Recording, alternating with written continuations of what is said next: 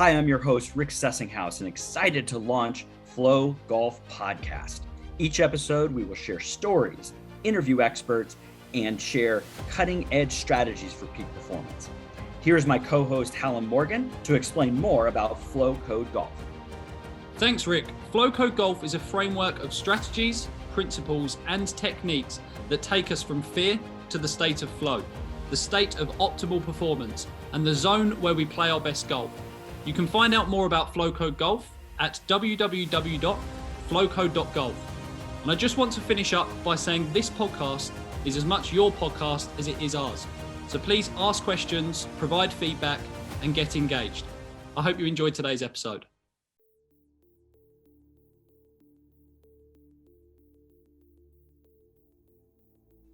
Glenn, thank you so much for joining the Flow Golf podcast. I'm so excited to have you, and I can't wait to ask some really interesting conversations around gratitude, and I'm sure some other topics as well. Just to give you a quick introduction, I'm sure you'll give a bit of background as well, but you received your PhD in neuroscience from USC, where you focused on the neuroscience of gratitude, empathy, and neuroplasticity. You've also worked with some incredible organizations, the US Marine Corps, Army Research Labs, Seattle Seahawks, and numerous Olympic athletes as well. And examining in that process with those organizations, the role of mindset in business, but also high performance. I believe you're also currently on the advisory board for Flow Research Collective, where you work with Stephen Kotler himself on projects related to gratitude, flow, and everything high performance. So really exciting, so many conversations that we can have around gratitude, so many questions that I know Rick and I have got as well. The first place I want to start to really set the scene for our listeners is the definition of gratitude. There's many different definitions I'm sure other people have provided, but I would love to hear from yourself. How do you define gratitude, and how should all of our listeners frame it as we go through this conversation? Yeah, well, thanks for having me. A couple of ways you can define gratitude. In research, we consider it the feeling we can have when we receive something that comes at effort and fulfills a need.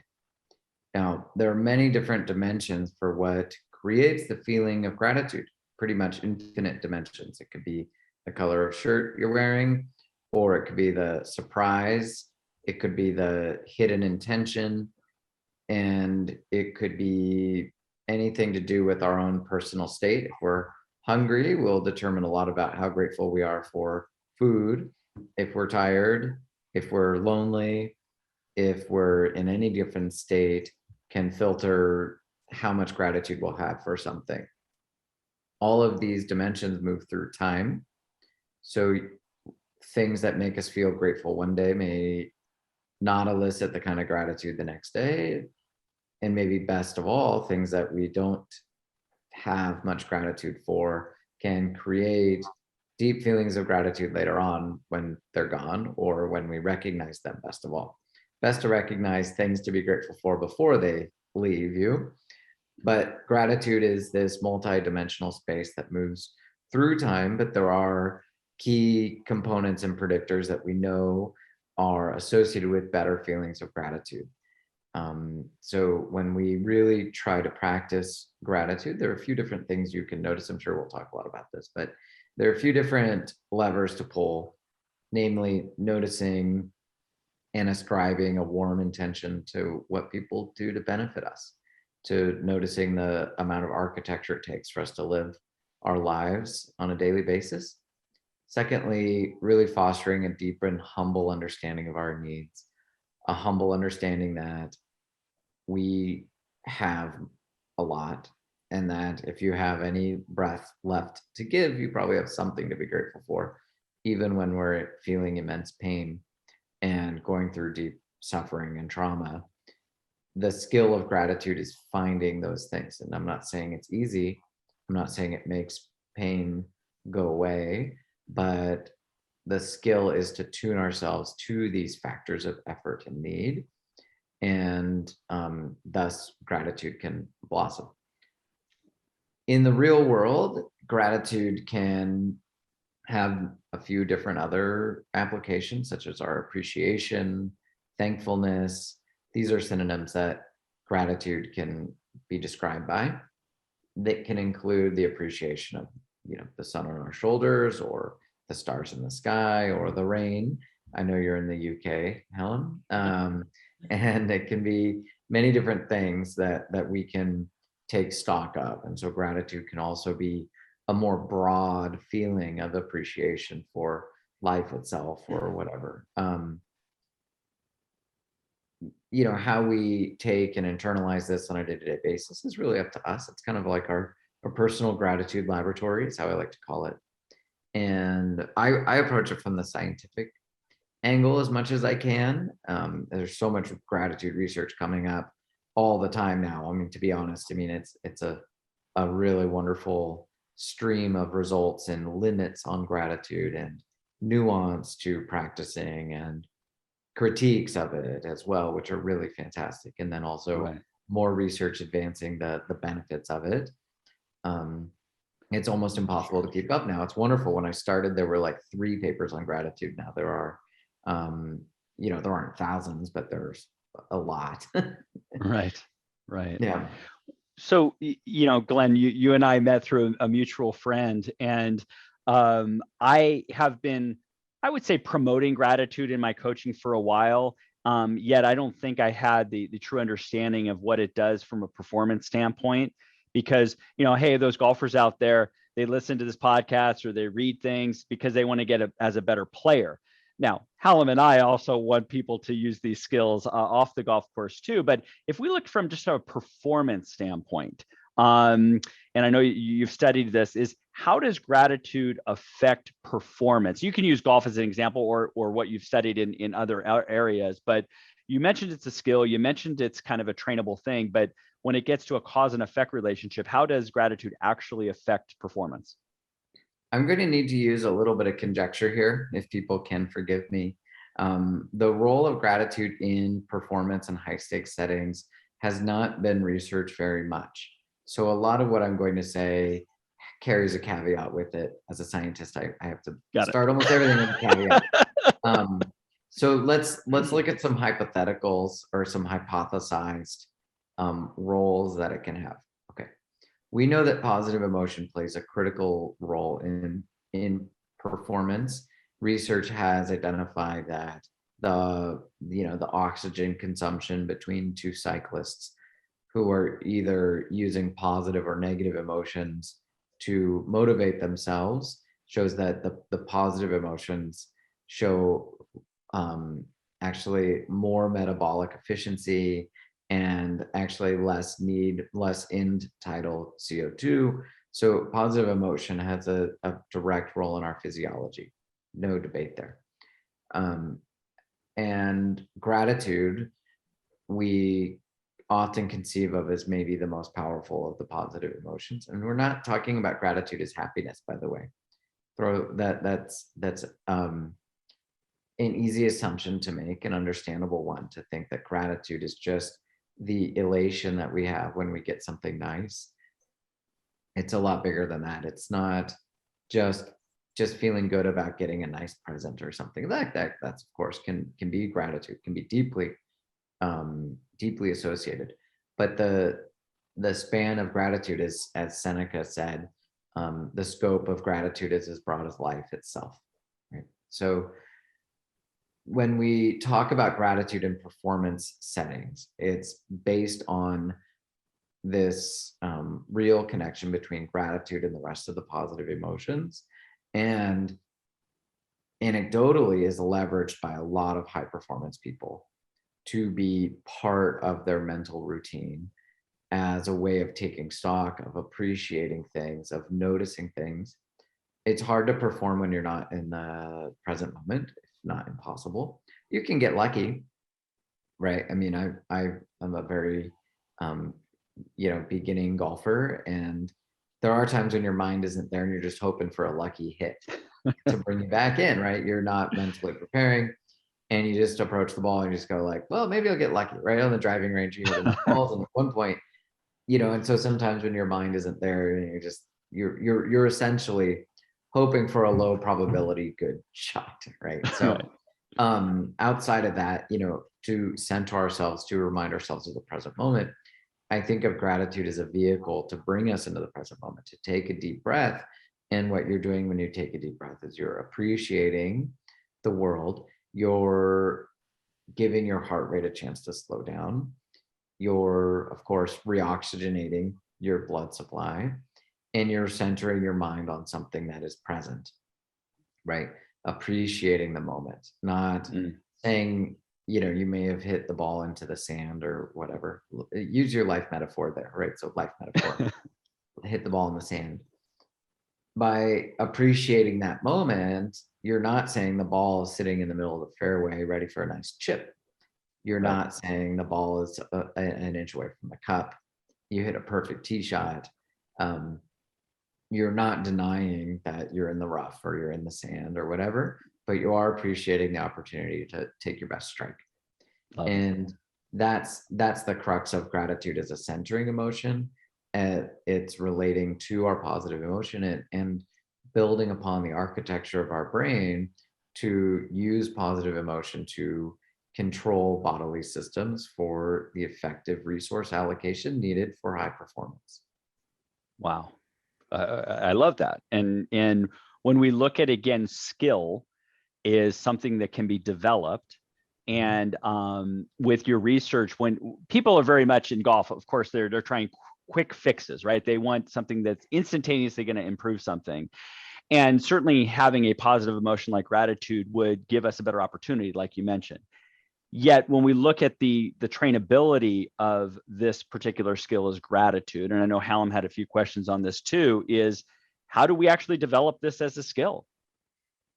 It's like anything, it's one step at a time. Each time you do a moment of gratitude is like doing a push-up, right? Nobody expects to get really strong doing a single push-up. Push-ups are a wonderful exercise. A single one is better than zero by a large margin, but many push-ups will make you quite strong. It's really good for your core. It's good for your everything.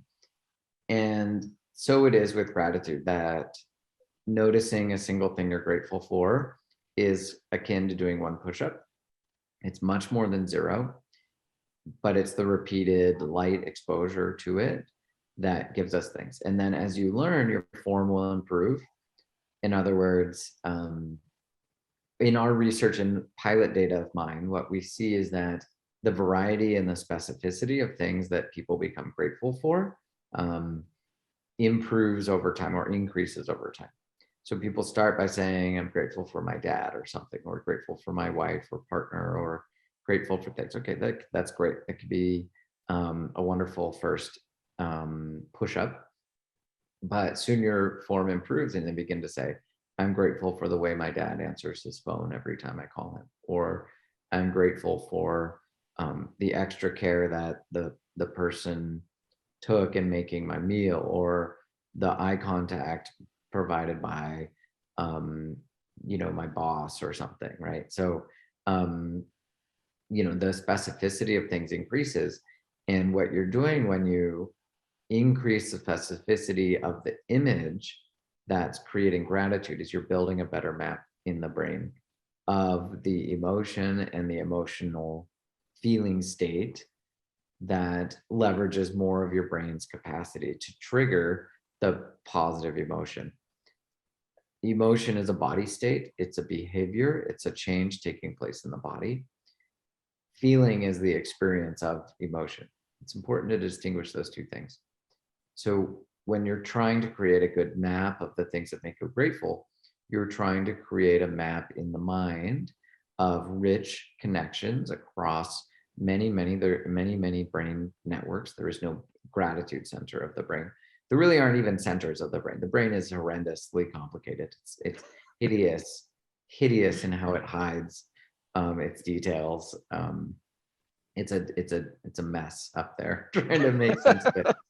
But that's what you're trying to do when you practice the skill of gratitude, is you're building a better map of it, and you're building a better pathway by which your experience and interpretation of feelings and your interpretation of emotion and your interpretation of thought can lead to more prolonged savoring of the positive emotion of gratitude.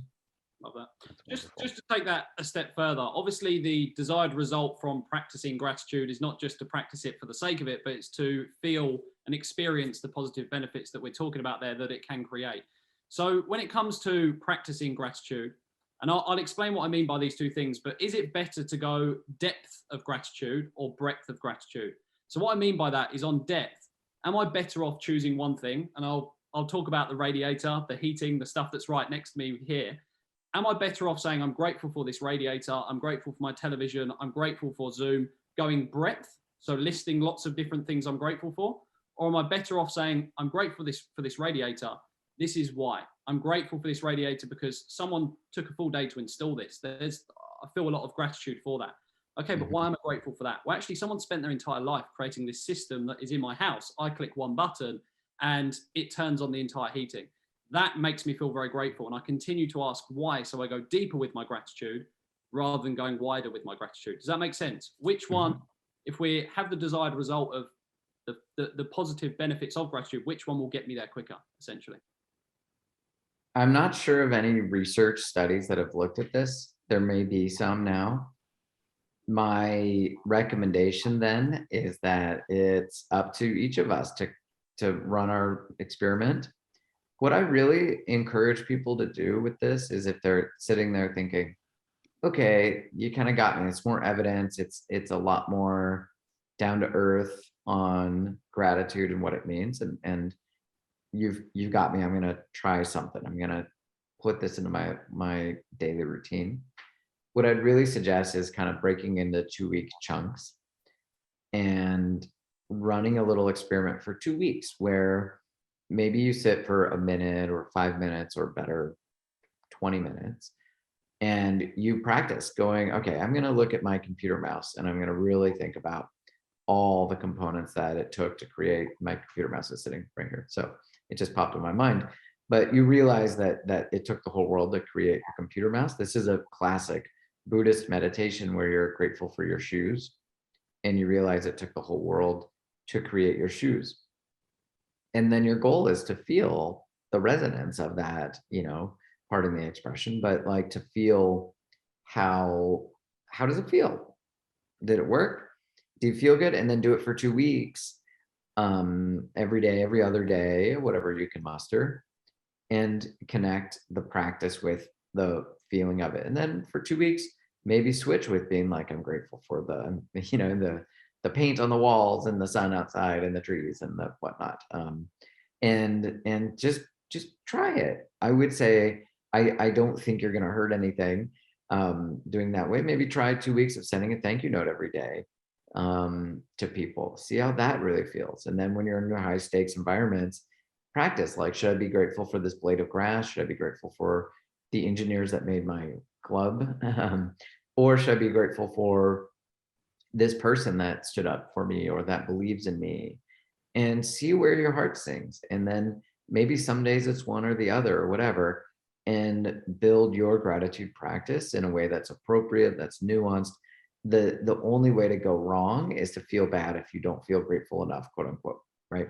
So remember, it goes back to the push-ups thing. You do one push-up, don't expect to go out and do a bench press with 2 plates, right?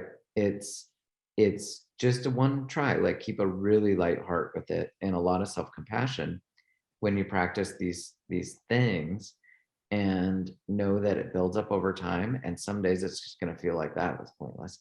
And then one day you're going to flex your gratitude muscle and you're going to be able to lift yourself through some really tough stuff by thinking, holy smokes, like, wow, that really added up. I've got a completely different perspective on this thing that totally went sideways. And I'm excited to be here. I'm feeling challenged by this and not threatened. And it adds up. It's kind of like working out. There's one day you just go out to do something and you go, whoa, I didn't know I could do that. It works really similarly. So I would say the only wrong way to practice gratitude is through any kind of self-criticism, feeling like, what, not a grateful person or something, which we can do. We can all do it. I mean, I do the science, but I practice. It's a very separate thing for me. There are days when I'm like, boy, I'm really messing this up, and starts with a few deep breaths and then go, okay, let's have a little sense of humor. let's have some self-kindness and compassion and get back to trying to have a little bit of fun out there, and that lightheartedness is really important. I've been talking about gratitude a long time. In the beginning of it, I was really just full throttle, just be grateful. That's it. It's all you need.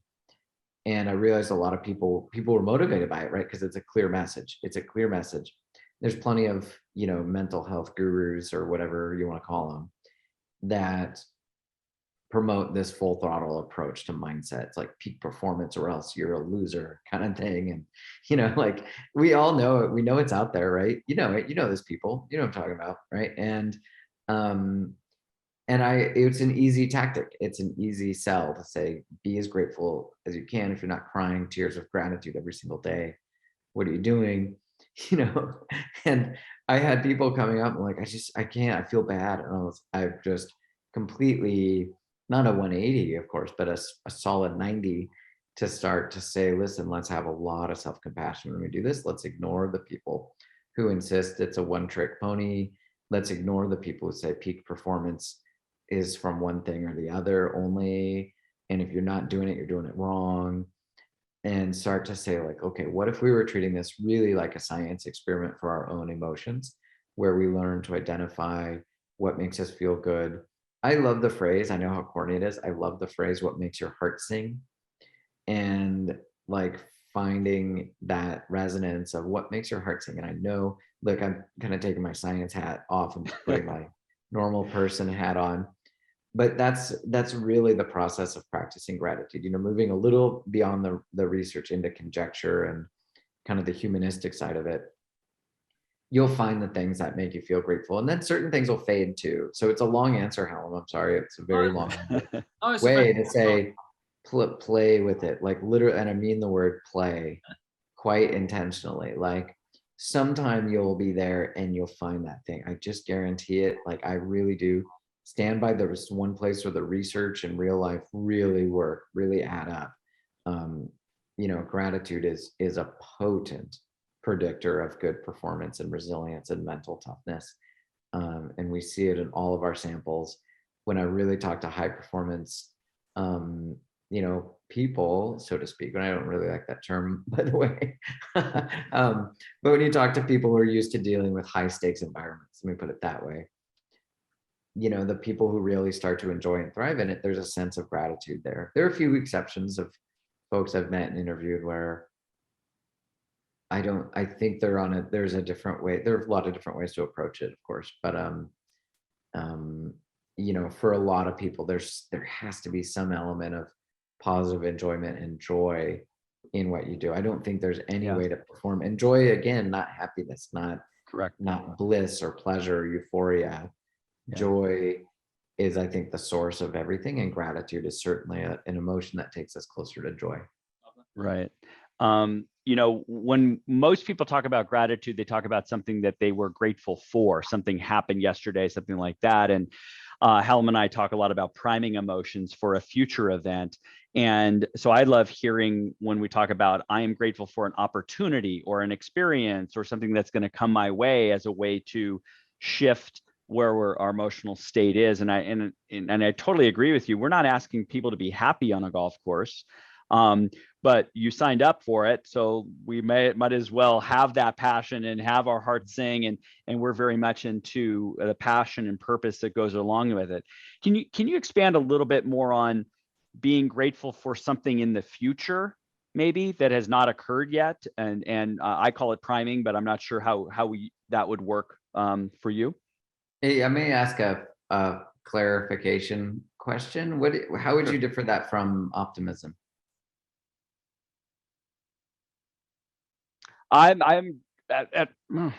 Great question. Because you and I have had the conversation about threat versus challenge before, right? Mm-hmm. Is that I have somebody on the first tee at a tournament, and how they view that moment. If they view it as a threat, there's a different response that happens in the body compared to a challenge. It doesn't mean that necessarily they believe they're going to do great, but they certainly are looking forward to the opportunity to see how they perform.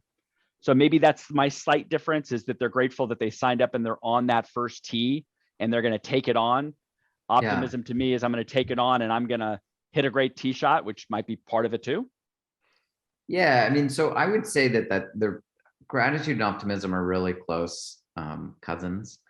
And between gratitude, purpose, and optimism, those are the three biggest predictors. Those are the big three in positive psychology. Those are the big three that predict the highest degrees of subjective well-being. Gratitude, to my knowledge, is a better predictor of subjective well-being than any of the big five personality traits, independent of the closest, most core, highly heritable, personality traits. Gratitude is a better predictor. So, fun fact there. I would probably reframe your thing in terms of a healthy optimism. Okay. There's sort of gratitude. There's gratitude for the moment. There's gratitude what we have. There's gratitude for an opportunity. So they're going to overlap considerably here. So there's gratitude, like, man, I'm so just glad to be here. Right. Like that's like a grateful thing. Like, I'm grateful I get the chance to do this. I'm grateful I get to learn what's going to happen. I think insofar as how we're leaning into the future, I may call on the frameworks from optimism. And I'm not an optimism researcher, but I'm a fan of the research on optimism. And what it really says is that disposition to the future, that what we do now can influence the future. There's a researcher named Lisa Aspinwall, and her research on optimism is just so fun to read. Oh my goodness, it's so good, and it's so interesting and motivating, and really clarifying on what optimism means. This is a big one in terms of the difference between how people use the word optimism and how researchers use the word optimism. And when people talk about optimism, they're usually talking about hope, a degree of hope, and hope is mandatory. You have to have some degree of hope. Then there's kind of varying degrees of like blind hope and the feeling of hope. Optimism is, in my understanding, much more cognitive in terms of filtering what we hope to be able to control in the future and what we hope to be able to control in terms of how we act now determines what the future holds for us. And that disposition that we have a say in the future is the most optimistic thing in the world. And there's all kinds of studies linking that sense of faith that what we do now affects the future to health outcomes and well-being and all kinds of amazing things. So in terms of approaching a tough shot, it's golf here is the metaphor as well. That stressor of approaching a tough stop. We go into more biological frameworks here when we talk about challenge and threat, and they're a little bit independent of optimism, and there's not a lot of research linking challenge and threat and optimism. There might be some, but I don't know of it. But the optimism, I think, could be a really good trigger for shifting that stress into the challenge state. And people intuitively actually get this pretty well. It's actually a really biologically rooted thing that people get pretty well. It's the difference between when you're faced with a challenge and thinking of it as like, or faced with a stressor and thinking, all right, let's do this thing, as opposed to, oh, not again. Here we go again. Right? Like that mindset that people have. A lot of performers that I talk to, when they're in that mental rut, that's one of their loops is, here we go again. And that's pure threat state. And the threat state is a really constrictive response. Our heart rate goes up, same as challenge. And this is the interesting thing from the physiology of the challenge and threat literature, is really that the physiological responses are very, very, very similar when we have a challenge state or a threat state. But certain things are the key differences, namely a variable called cardiac impedance, which is a measure of the fluid contained in the heart. And you can actually measure this across the lifespan of a single heartbeat, how much fluid is actually getting pumped around in there. And so this measure of cardiac impedance is a big predictor of whether or not you're entering into a challenge state or a threat state, meaning more blood means more oxygen, means more challenge, more rising to the things, right? And so when you're feeling your heart quicken and you're feeling these physiological responses to stress, get get used to trying to shift it towards this challenge state as a skill. I mean, even just recognizing it. I've been in situations where I've really felt my body going into a threat and feeling things lock up, feeling my mind kind of lock up and going, oh, or kind of retelling the story of like, oh yeah, let's do this. This is going to be crazy. Oh my goodness. Like, what's going to happen? I'm going to do something like, let me just fall on my face. Who cares? Let's go. Right. Like that LFG mentality, you know, and as corny as it is, like that story makes a difference. Right. And, you know, I mean, that's where kind of some of the cornball self-helpy stuff I actually kind of like a little bit, like the like, what's the one is like, you know, that like, let's do this mentality, that I own this thing, Right. or, you know, whatever little personal mantra you have, is like a funny thing to play with as well. And you got to tell a story around it, at least label it, at least learning to label it in a non-anxiety producing way. And that's part of the skill too. And this affect labeling cuts both ways. When we start to label the things that make us feel stressful, we either can have the tool to sort of spin it up into a challenge state or spin it into a threat state by going like, I'm anxious, right? Like if you ask somebody 50 times straight, are you anxious? You anxious? You anxious? Like, it's gonna go up, right? And so there's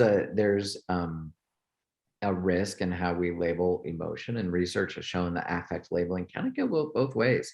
So you have to learn to play with that affect labeling as a way to sort of build that positive emotion. That's where having a daily gratitude practice, having that daily muscle thing, really can provide some sturdiness to it. And I think some people, you know, really get good at it. I mean, I think there's just some people like their minds are just like, they just have it, you know. There's just some people like they're mentally just ready, you know. And I like the term mental readiness a little more than mental toughness. Yeah. Toughness implies kind of a brittle inflexibility.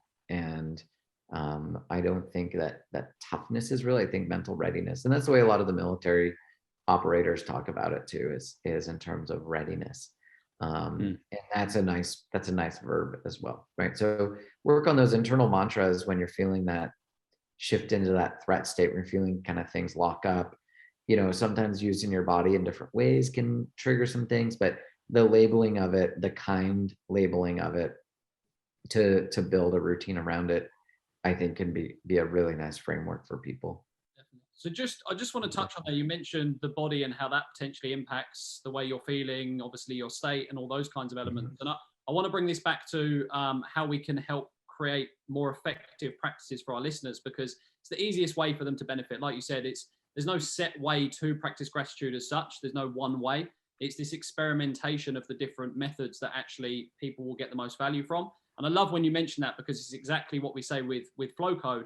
We have all of the triggers. We have an entire framework, but we ask all of our users to create their own personal blueprint, because there's no one trigger that's going to benefit absolutely everyone. So it's exactly the same when it comes to gratitude. But my question is it, and you may not know the answer, but you may have a feeling that it would be, but is there any impact on body language and how effective your gratitude practice is? Is there any value in practicing gratitude whilst in motion rather than being sat still? And is there any research or studies that have been done on that at all? I don't know of research or studies, and they may exist. They may very well exist. Again, like I said, they're coming out like a fire hose right now. So forgive me if there are some. Now, a lot of it is really important to note that it's a bidirectional thing. Our body states, emotions are body states, and our brain is continually kind of piece it together, trying to make predictions about the future, trying to understand what is happening in our body, and that's what's being monitored by our feeling and our thought. And you know, so changing our body state absolutely can change our emotion. Like the best examples, like going for a run, is known as a great mood booster, right? Moving your body is a great mood booster. I think fun and creativity should be part of every single day. Life is effing short, by the way. So no matter how hard you're working, like, you can, I don't know, maybe a high performer would have a different take on it, but I'm like, you can do 35 minutes of like genuine fun every day and nothing bad will happen. You could probably do 4 hours, given the amount of time we waste on stupid social media and emails. You could probably cut out a whole bunch of garbage and just replace it with actual fun. And your performance is probably going to go through the roof because you're continually recovering, right? Like you're continually recovering from things. You have the active recovery. It's like, going to change your body and stuff like that. Now, sometimes stillness is the answer. I think a lot of our gratitude practice should take place seated on a cushion. And a lot of mindfulness instructors would say, there's some value, there's just a lot of value. And maybe the only value of mindfulness is practicing while sitting. It's a very Zen approach. The Zen people would say, no, the lotus position on a cushion, silent room, nothing, eyes open, like nothing but you and the environment. I think there's probably, I've just noticed personally, there's not much replacement for sitting on a cushion on the floor and being comfortable. I can't sit in the lotus position, but sitting comfortably by myself with no stimulus is where I get the most work done. I just feel like for me, that's the best. Now out in the world, there's something ineffable about all this. I really believe that there's something about like, yeah, you can check all, it's like a golf swing actually, right? Like you can check all the mechanical markers. So like, is my wrist angle perfect? Is my elbow straight? Is my, am I coming back 270 degrees or am I doing a 272 degree backswing? Like, or whatever, like you can check all the boxes and the mechanics, but at the end of the day, that feeling of a good swing probably will take care of all that, where you go. And there's research on this. Actually, you all know, I'm sure Rick, you know this, but the feeling of putting, telling people like, just send the ball. Like it sounds like that Happy Gilmore scene where like right. wants to go home. Tap it in. And there's research on it though. There's research of like telling people, like giving them the checklist of all the mechanics of their swing versus telling some people swing like a child would swing and just feel your ball. Have a feeling for where you want the ball to go. And those people have more fun and they hit the ball better. Of like, just feel it into there. Like putting, my worst nightmare was always trying to go. If I could hit that blade of grass and then that blade of grass, the ball will always go in and I could never putt that way. But when I really started to just feel like, okay, we're slanted this way. I know I'm going to aim and do a little blend of like all right, how's this going to feel? And that makes for much better putts.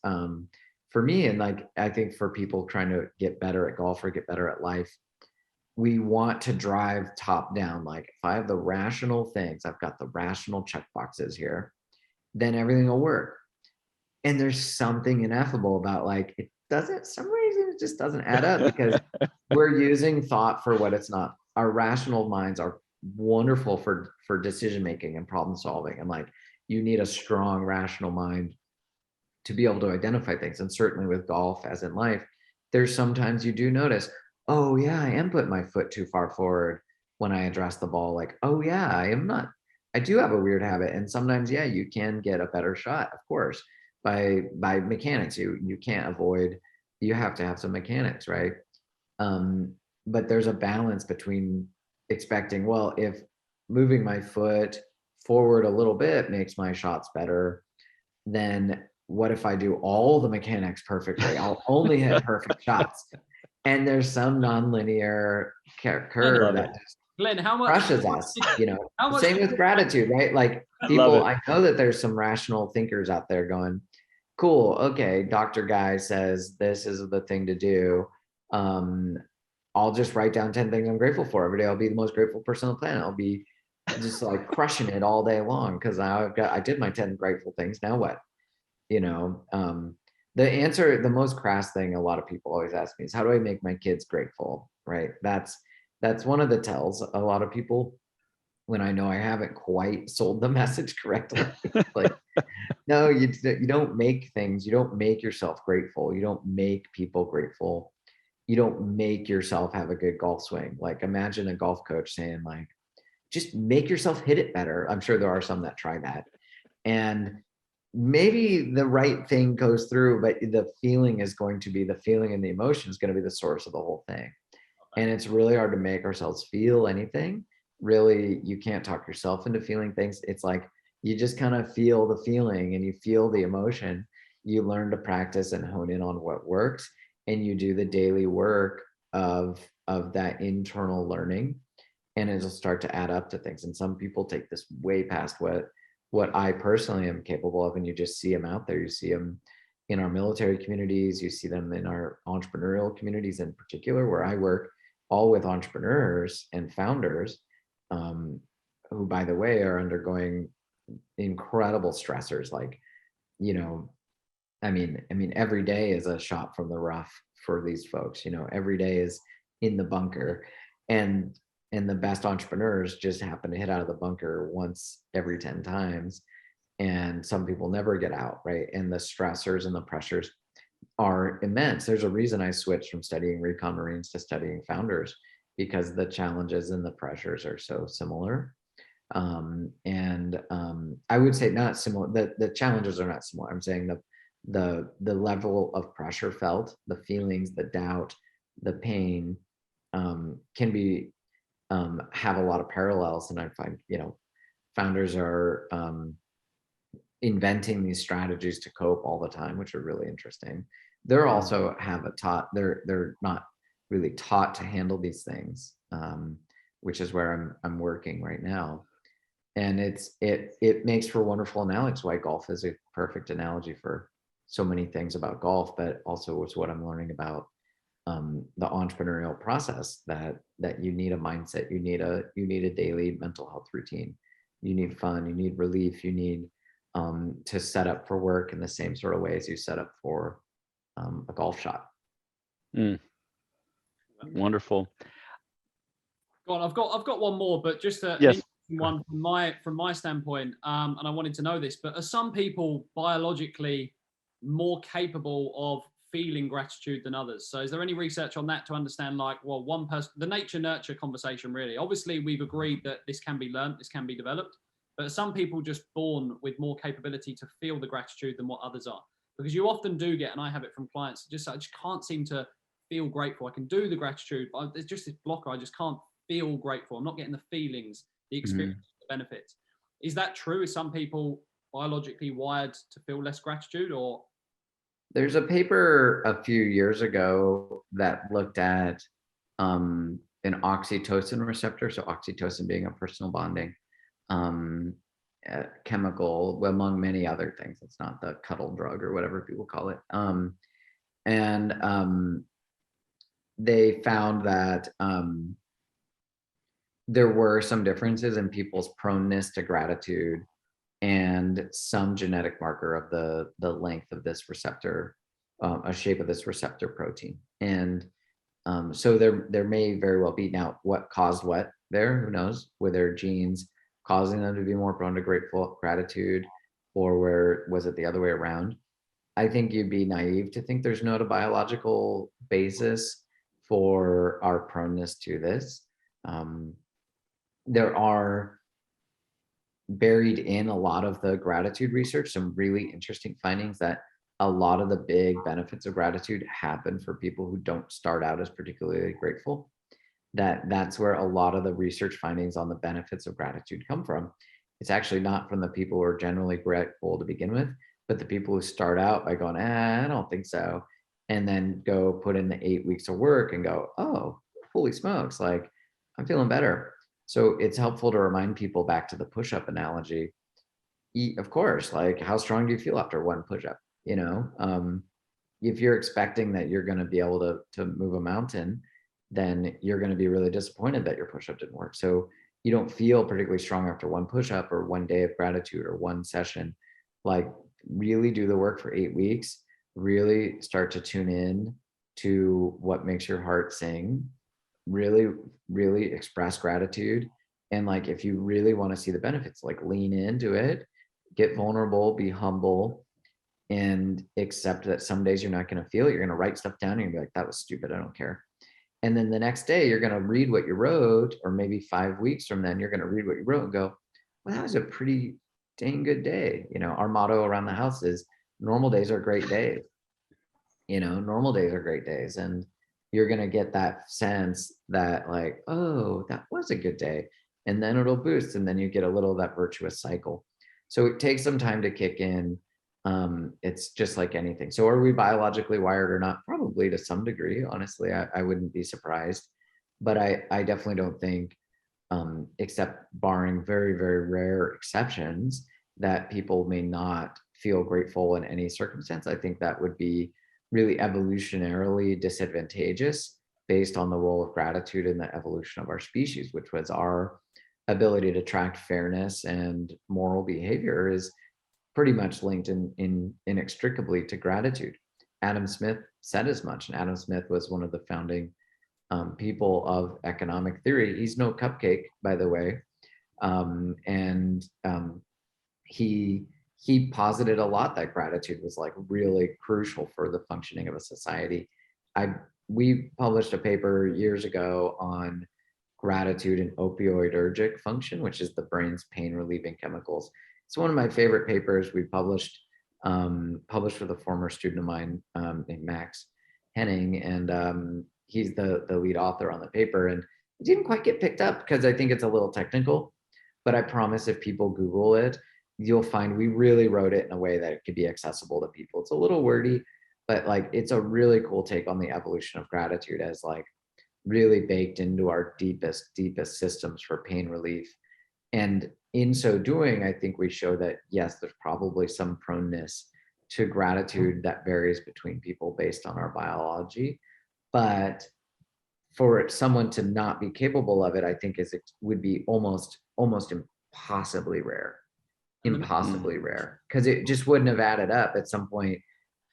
If you're a crummy partner, people like, how are you going to move forward? How are you going to move your genes forward if people think you're a selfish freeloader? There are ways, but at some point there's got to be some basis. So long answer, I'm sure there's more to the biology of our proneness to gratitude, but I doubt that the range is wide enough to think anybody may not be predisposed to enjoying the benefits. And like we say, no matter where you are in terms of if there is a predisposition, no matter where you are, you can develop this. It's a skill that can be developed. And the strategy is the same for everyone, which is consistency over intensity, which I think is the key message for the listeners to take away is don't try and create this unbelievable, perfect gratitude practice that you implement for 1 week and then call it a day. Just take those small steps and make those a big priority and then implement those, and you'll start to experiment and test and learn what works best for you. So love that. Yeah. Oh, and it'll be a moving baseline. And one of the other element of the analogy holds as well as a point here that if you stop doing it, it'll decay. So, but you'll pick it up quicker again later. Sure. So it is a maintenance thing as well. So the analogy holds perfectly well. And I'm glad you said that, Hallam, that you do it for 2 weeks and you're like, good, I'm grateful now. Cool. Like, it's kind of like saying, oh, I got fit. I could run a mile in 6 minutes or less. All done. Heart's healthy forever. Like, it doesn't work like that. So you have to keep it up. Steady effort is the key. Love that. Wonderful. Well, Glenn, I want to respect your time and tell you how grateful I am for you to be on today. We met, and I just instantaneously loved your energy and loved your passion and how your heart sings about gratitude and creativity and such. And you've taught me a lot, and I really appreciate you being on today and helping our listeners bring this gratitude on and off the golf course. Thank you so much. Of course. Yeah. And people can get a hold of me on Twitter, LinkedIn, pretty easily. I'm at Glenn R. Fox, and then I'm on LinkedIn as Glenn Fox.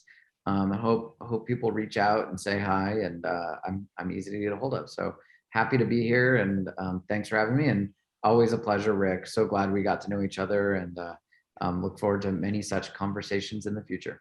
Exactly. We got to get on the golf course, right?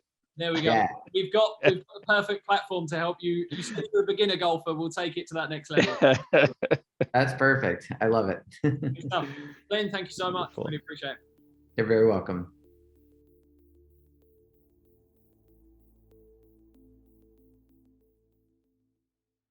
Thank you for listening to today's episode. I know you've received some incredible information, and if you would like to hear more, please subscribe. Rick, how can our listeners learn more about the FlowCode Golf Academy? Are you a coach or a player?